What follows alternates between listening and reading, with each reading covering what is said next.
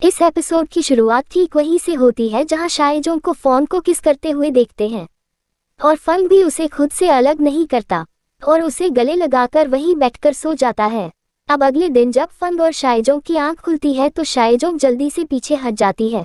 तब फंग उससे पूछता है कि कल तुम्हें इतनी सर्दी क्यों लग रही थी, जिस पर शायजोंग घबरा जाती है और झूठ बोलती है कि मैं कल फ्रीजर के पास गई थी इसलिए मुझे सर्दी लग गई। ये बात सुनकर फंग को पता चल जाता है कि वो झूठ बोल रही है, पर तभी उसे एक कॉल आता है और वो वहां से उसे यह बोलकर निकल जाता है कि वह ली से दूर रहे। आप जब शायजोंग वो बाहर जाती है तो जाओ उससे बहुत अच्छे से बातें करने लगती है और बातें करते हुए वो उसे उसके और फोन की फोटो दिखाती है, जिसे देखकर सोचने लगती है कि क्या मेरी बॉडी के टेम्परेचर से डर नहीं लगता। इतना सोचकर वो फोटो डिलीट कर देती है, जिसे देखकर जाओ कि उस पर काफी ज्यादा गुस्सा करती है। वही फनगली को शायजोंग से ध्यान हटाकर पेंटिंग पर ध्यान लगाने को बोलता है, पर ली आर्ट ना करने के लिए बहाने बनाने लगता है, जिसकी वजह से गुस्से में आकर फंग उससे लड़ाई करने लगता है। वहीं नीचे हम शायजाओ को देखते हैं जो फंग को दोबारा टच करके ये जानना चाहती थी कि कहीं वो भी उसकी तरह एलियन तो नहीं है। तभी फंग गुस्से में ली को पकड़कर बाहर लाता है। अब ली और शायजाओ वो एक दूसरे को देखकर बहुत खुश होते हैं। तभी जाओ फंग को छूने की कोशिश में उसे पकड़ लेती है और मौका पाकर ली फिर से वहां से भाग जाता है। तब फंग भी अपने आप को छुड़वाने की कोशिश में जाओ को पकड़कर दीवार से चिपक जाता है और ये सब फंग के ऑफिस के वर्कर्स भी देख रहे थे। तभी शायजाओ अपनी पावर का इस्तेमाल करने की कोशिश करती है, पर वो ऐसा नहीं कर पाती और उसे पता चलता है कि जब फंग उसे छूता है तो वो अपनी पावर का इस्तेमाल नहीं कर सकती। ये जानकर शायजाओ उनसे बोलती है कि क्या तुम भी मेरी तरह काप्टाउन के कोई जासूस हो या तुम्हारा नाम से लीडर से कुछ लेना देना है। ये सुनकर फंग बोलता है कि तुम्हारा दिमाग सही जगह पर नहीं है और तुम अपनी ही दुनिया में रहती हो, इसलिए मैं तुम्हें तुम्हारी भाषा में समझा रहा हूँ कि तुम यहाँ से वापस अपने प्लानेट पर चली जाओ। इतना बोलकर फंग वहाँ से चला जाता है, जिसके बाद हम शायजाओ को उदास होकर कहीं जाता हुआ देखते हैं। वहीं दूसरी तरफ फंग विजन के साथ कहीं जा रहा था। जब वह जिनसे इम्पोर्टेंट फाइल मांग रहा होता है तो उसमें उसे मिस जाओंकी का एग्रीमेंट मिलता है जो जाओ उसके लिए लेकर आई थी।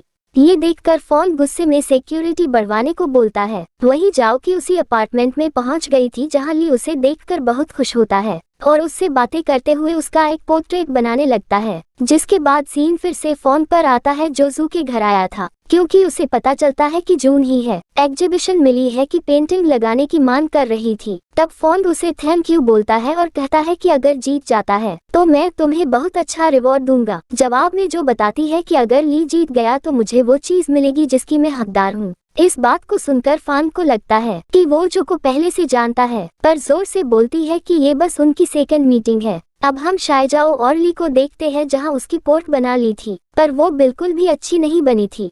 अब ली उसे सही करने के बहाने ब्रश उठाकर शायजाओ की लिप्स पर पेंट लगाने लगता है, जिसे देखकर वो बहुत ज्यादा खुश होती है। जिसके बाद हम ली को मदर के साथ देखते हैं जो उसे कहती है कि तुम जल्दी से कंपनी जाना शुरू कर दो, नहीं तो फंग सारा बिजनेस हड़प लेगा। जिस पर ली उसे ऐसे बोलने से मना करता है और वहाँ से चला जाता है, पर उसका वॉलेट वहीं पर गिर गया था, जिससे जब उसकी मदर उठाकर देती है तो उसमें उन्हें ली और जो की तस्वीर मिलती है, जिसे देखकर वो तुरंत इस बारे में अपने ब्रदर काम को बताती है। अब हम फंग को देखते हैं जैसे शायजाओ का पोर्ट्रेट मिल गया होता है और वो उसे ली से दूर रखने के लिए जिन से अगले दिन उसके रेस्टोरेंट से खाना मंगवाने को बोलता है और साथ ही ये भी कि डिलीवरी पर सजा को बुलाया जाए। अब अगले दिन जब शायजाओ डिलीवरी पर आ रही होती है तो हमें जाओ की उसे समझाती है कि हमारे वीआईपी कस्टमर है, जब तक वो खाना ले तुम वहाँ से हिलना मत। जिस पर शायजाओ वो मान जाती है, जिसके बाद वो उसे एक स्कूटी देकर डिलीवरी करने को बोलती है, लेकिन शायजाओ उसी सही से चला नहीं पाती और धोखे से उससे सारा खाना गटर में गिर जाता है। वही हम फंग को देखते हैं जिसे डिलीवरी की लोकेशन देखने पर पता चलता है कि शायजाओ वो एक जगह पर 30 मिनट से फंसी हुई है,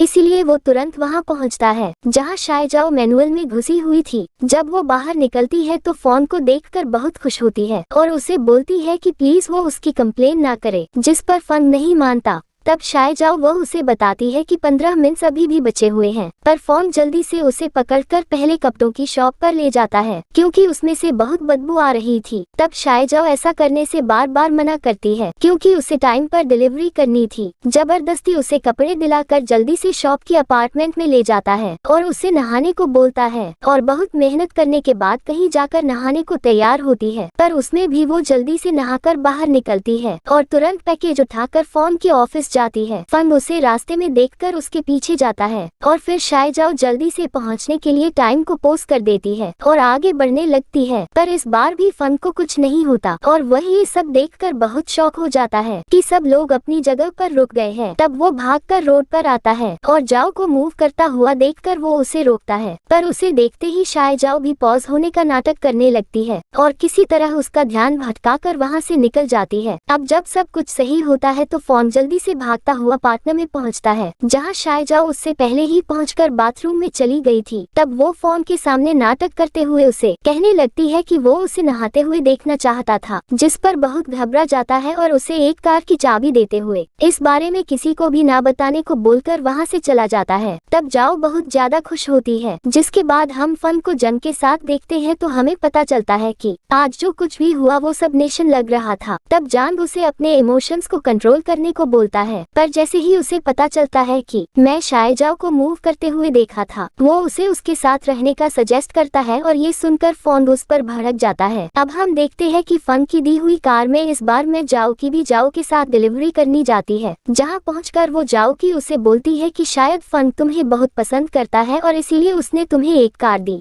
ये सुनकर शायजाओ डिसाइड करती है कि अगर ऐसा है तो वो फॉन्ग की कार वापस कर देगी। अब जब वो फॉन्ग की कैबिन में पहुंचती है तो फंग की वीडियो कॉन्फ्रेंसिंग चल रही होती है, इसलिए वो उसे वहां से जाने को बोलता है, पर जाओ उसे नहीं देखती और वो वहीं से बोल देती है जो मिस जाओकी ने उसे अभी बताया था, जिसकी वजह से फंग जल्दी से अपना लैपटॉप बंद करता है और उसे बताता है कि वो उसे पसंद नहीं करता। इस बात को सुनकर शायजाओ बहुत खुश हो जाती है। तभी उसे मिस जाओकी की बात याद आती है कि जब तक फॉन्ग खाना ना खा ले तब तक उसे वहाँ से नहीं हिलना है, पर फॉन्ग उस वक्त खाना नहीं खा रहा होता, इसलिए शायजाओ जबरदस्ती उसे खाना खिलाने लगती है और फंग भी उसे नहीं रोकता। आप जब वो खाना खिलाकर वापस चली जाती है तो फॉन्ग को काफी अच्छा लगता है, पर अभी उसकी तबीयत बहुत ज्यादा खराब हो जाती है। उसी वक्त वहाँ जुआ कर उसे देखती है और उसकी ऐसी हालत देखकर वो उसे बोलती है कि तुमने सी फूड क्यों खाया, जब तुम्हें उसे एलर्जी है। तब भी फंग जू का नाम लेता है, जिसे सुनकर जू पूछती है कि क्या तुम्हें सब याद आ गया। अब हम पास के विजन को देखते हैं कि सू और फॉन्ग पहले रिलेशनशिप में थे। वहीं जाते वक्त शायजाओ को याद आता है कि उसने गाड़ी की चाबी अभी तक वापस नहीं की। ये देखकर वो तुरंत फॉन्ग के कैबिन में चली जाती है, जहां फॉन्ग की खराब हालत देखकर उसे तुरंत अपनी पीठ पर उठाकर बाहर भागती हुई पहुंचती है और किसी तरह स्कूटी की मदद से हॉस्पिटल पहुंच जाती है, जहां फॉन्ग को दवाई दी जाती है। और जब जंग शायजाओ को देखता है तो उसे लगता है कि ये कोई नॉर्मल डिलीवरी गर्ल है, इसलिए वो उसे वहां से भगा देता है। इसके बाद जब फंग उठता है तो वो शायजाओ को ढूंढने लगता है। तब जाकर जंग को समझ आता है कि वो लड़की शायजाओ थी। जिसके बाद हम फंग के फादर शाही को देखते हैं,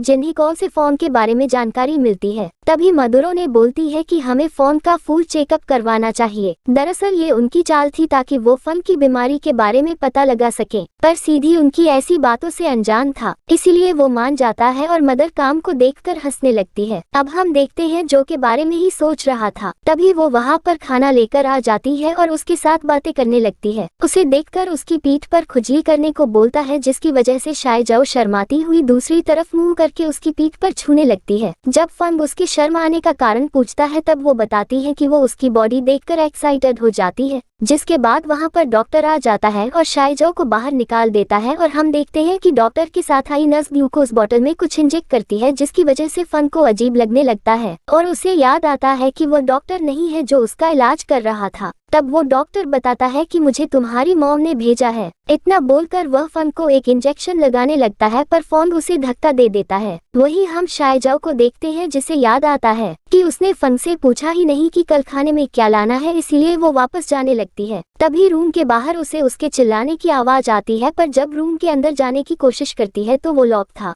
इसीलिए वो अपनी पावर का इस्तेमाल करके अंदर जाती है और डॉक्टर्स को देखते ही फंग को कवर कर लेती है, जिसकी वजह से डॉक्टर्स वहां से डरकर भाग जाते हैं। जिसके बाद सॉरी बोलकर उसी के कंधे पर सो जाता है। अब सीन थोड़ी देर बाद का आता है, जहां शायजाओ मिस जाओ के पास पहुंचकर उन्हें बताती है कि फॉन्ग की तबीयत तो उनके खाने की वजह से खराब हुई थी। इस वजह से मिस जाओ बहुत डर जाती है, क्योंकि अगर मीडिया को इस बारे में पता चलेगा तो उसका पूरा रेस्टोरेंट बंद हो जाएगा। इसीलिए जाओ की शायजाओ के साथ टाइम स्पेंड करने को बोलती है ताकि ये बात बाहर तक ना जाए, इसीलिए के पास हॉस्पिटल में पहुंच जाती है और उसे देखकर फॉन को भी काफी अच्छा लगता है, इसीलिए वहीं पर सो जाती है। पर वो पूरी रात फन को ही देखती रहती है। अब अगले दिन हम ली को देखते हैं जो अपनी बाइक से कहीं जा रहा था। तभी एक गाड़ी उसका पीछा करती है और उसका रास्ता रोक लेती है, जिसमें से जो निकलती है ये देखकर ली बहुत शॉक होता है और उससे बातें करने लगता है। अब उनकी बातों से हमें पता चलता है कि जो उन्हें फॉन से दोस्ती करने के लिए उनको अपनी प्यार में फंसाकर उसको धोखा दिया था, वही हम फॉन को देखते हैं। जब वो उठता है तो शायजाओ उसी के बेड पर सो रही थी और वो फिर उसे लात मारकर नीचे गिरा देती है, जिसके बाद वह खुद भी उठ जाती है। अब जब उसे पता चलता है कि वो फॉन के साथ सो रही थी, तब वो अपनी बॉडी को चेक करने लगती है कि कहीं रात में फॉन और उसके बीच कुछ गलत तो नहीं हुआ। ये देखकर फॉन हंसने लगता है। तभी उसे कॉल आता है और वो एकदम शांत हो जाता है, जिसके बाद वह उससे पूछता है कि तुम्हारे हिसाब से अगर तुम्हें कोई भूल जाएगा तो तुम्हें कैसा लगेगा, जिस पर शायजाओ बताती है कि मेरे प्लानेट पर डेटा सेवर में लोग अपनी मेमोरी स्टोर करके रखते हैं, इसलिए कोई किसी को तब तक नहीं भूलता जब तक कोई उसे डिलीट ना कर दे, और अगर कोई मुझे डिलीट कर देता है तो मैं भी उसे डिलीट कर दूंगी। ये सुनकर फॉन बोलता है कि अगर मैं शाम तक तुम्हारे पास ना आऊं तो तुम मुझे भी डिलीट कर देना। इतना बोलकर वहां से चला जाता है और जिन से अपने लिए मेमोरी बाइक बनवाने के लिए बोलता है, जिस पर जिन बताता है कि आपके लिए वो पहले ही बनवा रखा है, बस आप उसको यूज नहीं करते। तब फॉन उसे वहां चलने को बोलता है और वहां पहुंचकर वो और अपनी मेमोरी को देखकर जैन से बातें करने लगता है, जिनसे हमें पता चलता है कि कल शाम तक बारिश होने वाली है, इसीलिए जंग इस बार फॉन को जल्द से जल्द शहर से दूर जाने को बोलता है, जिस पर फॉन थोड़ी देर समझने के बाद मान जाता है। वही हम जू को देखते हैं जो किसी से फोन पर बात कर रही थी और उसने पहले से ही फोन की मेमोरी बैंक वाले जगह पर अपना जासूस लगा दिया था ताकि वो अपनी डेटा को इरेज ना होने दे सके। वही शायजाओ अपनी रेस्टोरेंट पहुंचती है तो उसे पता चलता है कि जाओ की इस जगह को छोड़कर जा रही है, क्योंकि उसे भरोसा था कि ये रेस्टो बंद होने वाला है, क्योंकि फोन की बीमारी की खबर न्यूज तक पहुंच गई थी, इसीलिए वो शायजाओ को कुछ पैसे देकर वहां से चली जाती है। अब थोड़ी देर बाद शायजाओ बोर होने लगती है, इसीलिए वो कुबरी से बात करती है और कुबरी उसे बताता है कि फोन मीडिया को सब सच बताएगा तो सब कुछ सही हो जाएगा। फिर शायजाओ तुरंत गांव के पास पहुंचती है, पर वो काम के वहां पर प्रेजेंट होने की वजह से उस पर ज्यादा ध्यान नहीं देता और वहां से चला जाता है। इस वजह से शायजाओ और रात तक वहीं पर उसका इंतजार करती रहती है। तब कुबरी उसे समझाता है कि फोन उसकी मदद नहीं करने वाला, इसीलिए शायद उसे वापस जाना चाहिए। ये सुनकर वो वापस चली जाती है। अब अगले दिन जब शायजाओ उठती है तो वो देखती है कि बाहर बहुत सारे मीडिया वाले और गुस्से लोग थे जो रेस्टोरेंट को बंद करने के लिए बोल रहे थे। तभी शायजाओ जल्दी से अपने कपड़े पहनती है और वहां जाकर सबको संभालने लगती है कि एलर्जी की वजह से बीमार हुए थे, पर किसी को भी उसकी बात पर यकीन नहीं होता। वही ये सब न्यूज़ भी फोन अपनी गाड़ी में जाते वक्त देख लेता है और शायजाओ को ऐसी हालत में देखकर तुरंत उसकी मदद करने के लिए पहुंच जाता है, तो उसे देखकर सभी रिपोर्ट से उसकी तरफ भागते हैं और एक कैमरामैन से टकराकर शायजाओ फन के हाथों में गिर जाती है और ये एपिसोड यहीं पर खत्म हो जाता है।